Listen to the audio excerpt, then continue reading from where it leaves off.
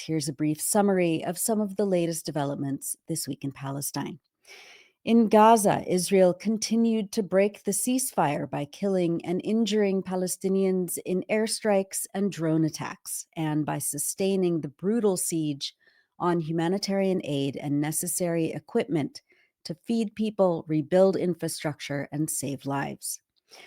On October 28th, Israel claimed that Palestinian resistance forces killed an Israeli soldier in Rafah and alleged that the body of an Israeli captive transferred from Gaza by Hamas did not match one of the 13 to be handed over as part of the ceasefire. The Israeli government stated that it would resume wide-scale attacks, and that night, Israeli airstrikes killed at least 104 Palestinians, including 46 children, and injured more than 250. Journalist Mohanad al-Jabari filmed Palestinians carrying the bodies of their loved ones, including many children wrapped in small white shrouds, to cemeteries on Wednesday morning. Hamas rejected Israel's claims, saying its armed wing had no connection to any attack on Israeli soldiers in Rafah, and called on the international mediators to take immediate action to rein Israel in. The political party called Israel's airstrikes, quote, an extension of a series of violations committed over the past few days, including attacks that resulted in deaths and injuries, and the continued closure of the Rafah crossing, which confirms the insistence on violating the terms of the agreement and attempting to sabotage it. Since the ceasefire took hold on October 10th, at least 211 Palestinians have been killed and more than 500 injured, according to Gaza's health ministry. The Gaza government media office tallied at least 125 violations by Israel of the ceasefire before Tuesday's attacks.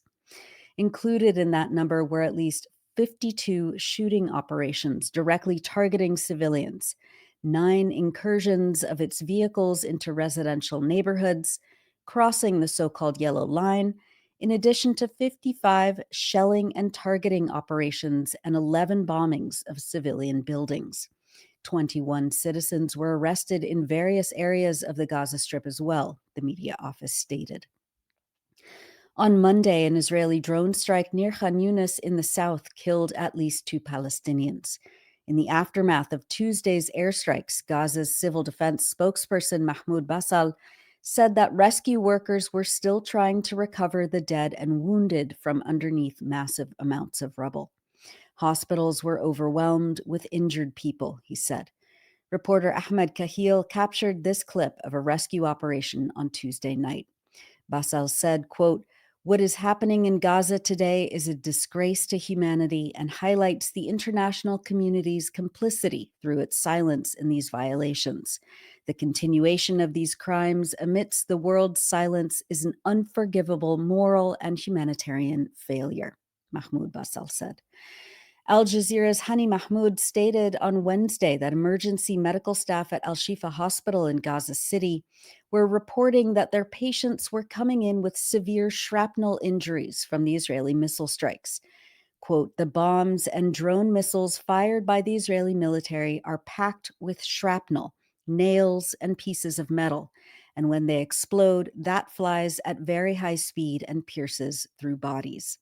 Many patients are bleeding internally. That's increasing the pressure on medical staff. And the fear did not end. There are still drones here in the skies of Gaza City. The kamikaze drones are hovering at a very dangerous low level, causing panic and fear, Hani Mahmoud said.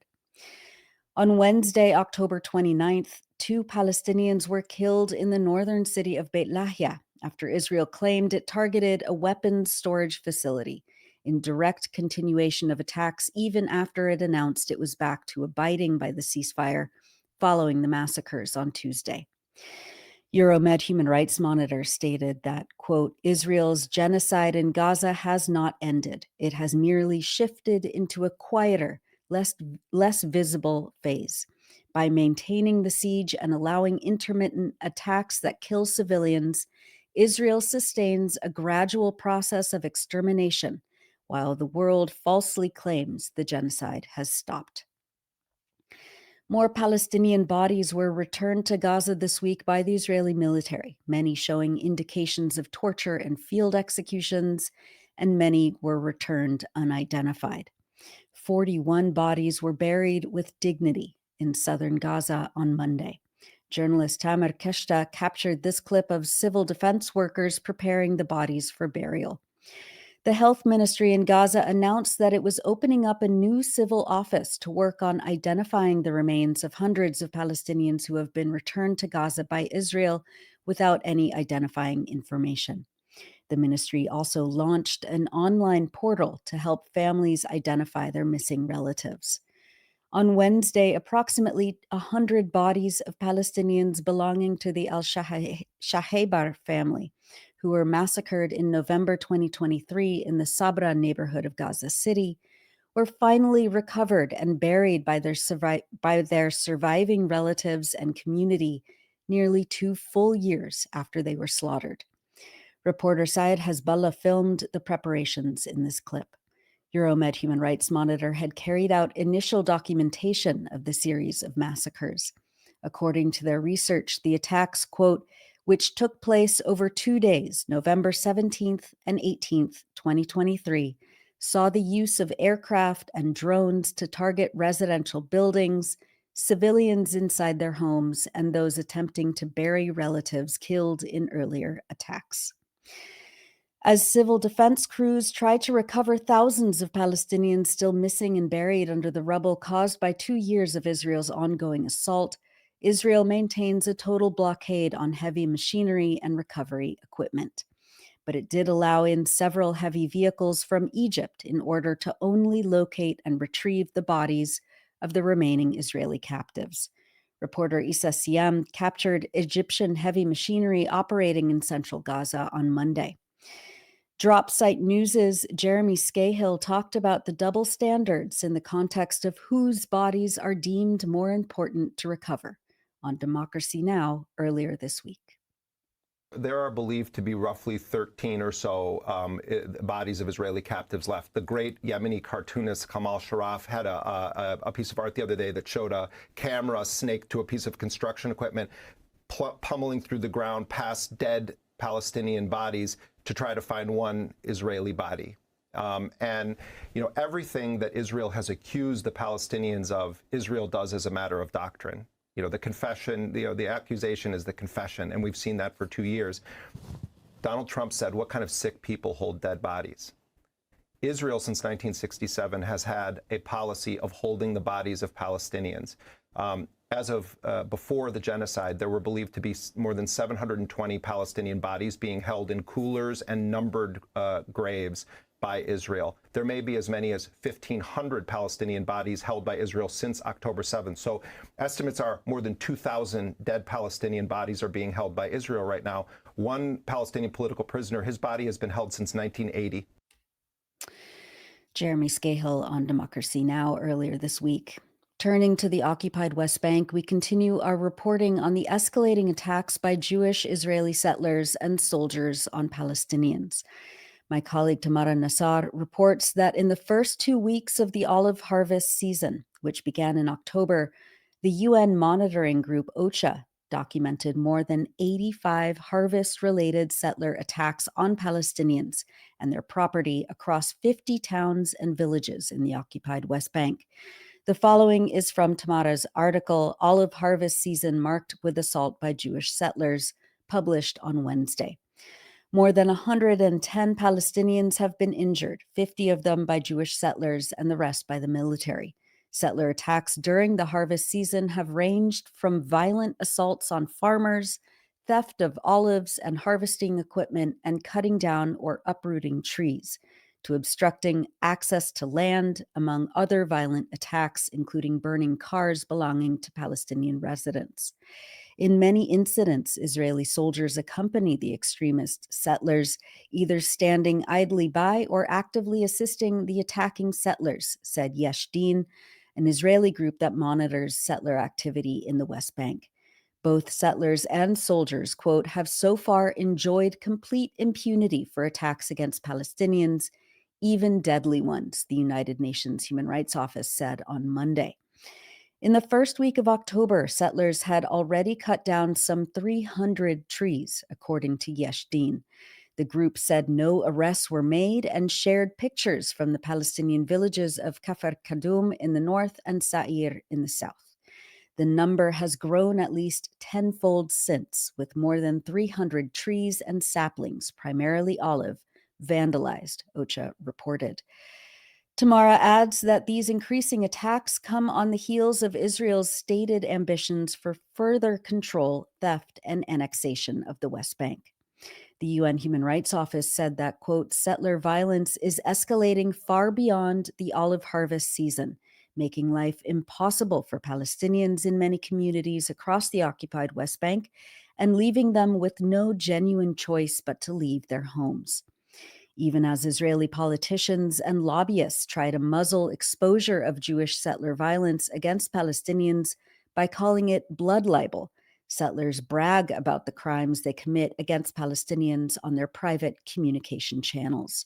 Quote, the offenders proudly count the number of Palestinians they've injured, the houses and vehicles they burned, and the damage caused to thousands of trees and other Palestinian property, Yesh Din reported. That's all from Tamara Nassar's recent article, Olive Harvest Season Marked with Assault by Jewish Settlers, on electronicintifada.net. Settlers stormed the village of Tuba in Masafer in the southern West Bank earlier this week. The local activist organization Youth of Samud uploaded this clip on October 25th. On Wednesday, Israeli settlers reportedly destroyed hundreds of ancient olive trees in the village of 𝐓𝐡𝐞, south of Nablus, according to the Wafa news agency. Farmers said they were shocked to find their olive trees destroyed when they entered their lands in the western area of the village after obtaining a 2-day access permit from the Israeli army. The lands are located near the illegal colony of Eli, built on the lands of the villages of 𝐓𝐴, Al-Sawiya, and Al-Luban al-Shakkiya. Local sources noted that this is the second consecutive year that settlers have carried out similar attacks of destruction in the same area, Wafa reported. On Wednesday evening, Israeli settlers attacked the village of Burqa, east of Ramallah, Wafa stated. Settlers attacked the outskirts of the village and attempted to storm it before being confronted by local residents. Israeli forces later stormed the village following the attack, Wafa added. Meanwhile, the Israeli army raided the village of 𝐓𝐡𝐞 in Masafer on Tuesday morning and handed residents a stack of demolition orders, the latest in a decades-long series of attacks and plans to completely destroy the Masafer villages and expand the nearby settlement colonies. Village resident Eid Hathalin recorded this clip on Tuesday, showing the demolition orders. Hello from 𝐓𝐡𝐞, this is Eid. 𝐓𝐡𝐞 community today shocked by this large number of these demolition orders, which included everything standing here on 𝐓𝐴, all structures which rebuilt and built before almost 15 years ago. And also it's include agriculture facilities, also the community center, also living houses, also stores, also kitchens. And we have these type of orders in hand. We have two type of orders. One of them is the final demolition order. This means we have 4 days to appeal in the Israeli court. And this one is a stop working order, which given to a new house.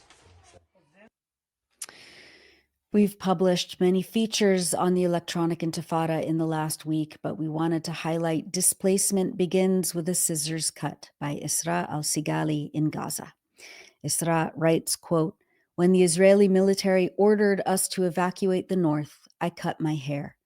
When I told my mother, Hadiya, that I wanted to cut my hair, she didn't look at me. She didn't even pause from folding the clothes into the suitcase. Go ahead, cut it, she snapped. Her voice was sharp, clipped, like the scissors were about to be. My sister Basma stood behind me, gathering the long river of my hair in her fingers. It reached below my waist, a curtain I had carried for years. She combed slowly, carefully, tugging at knots with a patience that felt like grief. For months since the collapse of the last ceasefire in March, I had promised myself, if there was even the smallest chance the negotiations would succeed, I would keep my hair. Every night I opened Telegram, scrolling for news that might save it. Every morning, nothing. The teeth of the comb whispered through my hair. For a moment, I imagined we were still at home on just another day, my sister braiding my hair. But the smell of gunpowder and smoke and the half-filled bags in the corner of a room of my brother-in-law's uncle's house in Al-Rimal, where many relatives had sought shelter, reminded me this was not a comforting routine, but a farewell. She braided tightly, her fingers moving as if she were binding memories into the strands. When she tied the end and laid the braid against my back, her hands lingered. She hesitated. "What a loss," she murmured. The scissors gleamed. "Cut it," I said. "I will not regret it." Snip. 60 centimeters fell. The braid slipped from my head into my sister's palm, and loose clippings curled on the floor like tiny black question marks. Days later, as we were preparing to leave, my other sister, Asma, leaned close. "They say hair holds memory. This braid is full of them. Your new hair will grow, but it won't remember." I lowered the braid into a thin plastic bag. In the mirror, I saw a stranger, the bare nape, the hollow expression. We kept packing in silence, shirts folded, papers tucked away, shoes shuffled into corners of the suitcase. When I finally zipped the bag, the braid lay buried inside, quiet, sealed, a piece of me smuggled into exile. On September 23rd, our company walked more than 25,000 steps. My sister has an app, or more than 5 hours to reach Deir Balah. The ceasefire was announced on October 9th. The day after, my family and I went back north to Al Rimal and the apartment we had rented there. Days later, I looked at myself in the mirror. My hair hadn't started to grow yet, and I felt regret. I had said I wouldn't, but I did. That braid had carried years of ordinary days, of laughter and sunlight, of the smell of home. I had cut it to survive, but survival had its own cost. My hair will grow again. Gaza will too, but neither of us will forget the sound of the scissors or the bombs. Those are excerpts from Displacement Begins with a Scissors Cut by Isra al-Sigali, a writer and translator in Gaza, on electronicintifada.net. And now, as we always do, we wanted to highlight people expressing joy, determination, and resilience across Gaza and around the world. In Gaza, volunteers with the Samir Project, a mutual aid organization, recently kicked off their new initiative called Let's Build It, to rebuild areas in Gaza City and the north. They sang songs in honor of the homeland and cleared rubble by hand with shovels and with small tractors. A young boy says, quote, "We are happy today that you are opening up the streets. As you can see, the streets are closed and people are unable to go to their homes. We are happy that you brought a hardworking team. This makes us very happy, and it's a good thing that people can go back to their homes. We promise that we will rebuild. God willing, we'll rebuild it." أرض المجد وأرض العزة بلدي الغالية الحلوة غزة ومع بعض بلدي أيوة يا غزة بلدي غزة يا غزة.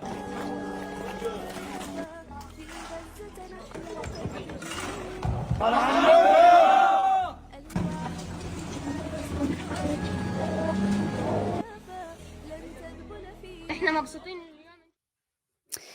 And that's it for the news roundup. As always, go to electronicintifada.net for much more, especially to read our new features by our brave writers in Gaza.